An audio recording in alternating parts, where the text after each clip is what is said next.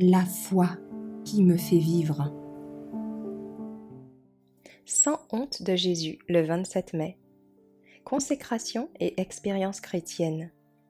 Je n'ai pas honte de l'évangile du Christ, car il est la puissance de Dieu pour le salut de quiconque croit, du juif d'abord et du grec ensuite. Romains 1, verset 16. Beaucoup de jeunes n'ont pas l'esprit de Jésus. L'amour de Dieu n'est pas dans leur cœur. C'est pourquoi toutes les entraves naturelles tiennent la victoire au lieu de l'Esprit de Dieu et du salut. Ceux qui possèdent réellement la religion de Jésus n'auront ni honte ni peur de porter la croix devant ceux qui ont plus d'expérience qu'eux. S'ils désirent sincèrement être justes, ils désireront toute l'aide qu'ils peuvent obtenir des chrétiens plus âgés.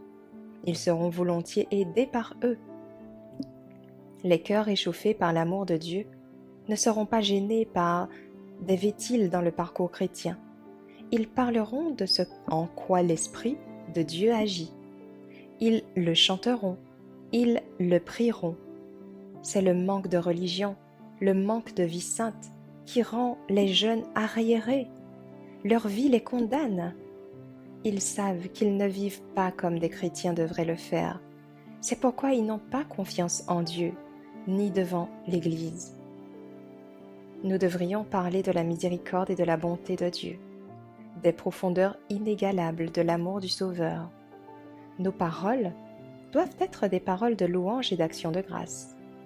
Si l'esprit et le cœur sont remplis de l'amour de Dieu, cela se révélera dans la conversation.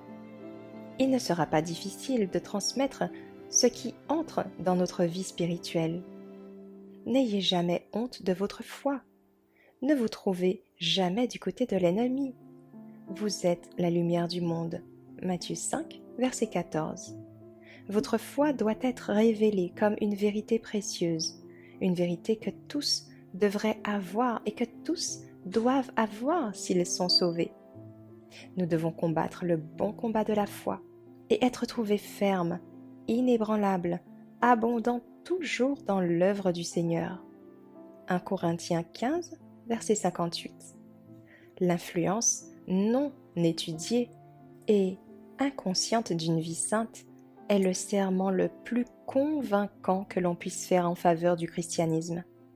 L'argumentation, même lorsqu'elle est sans réponse, ne peut provoquer que de l'opposition, mais un exemple pieux a une puissance à laquelle il est impossible de résister entièrement.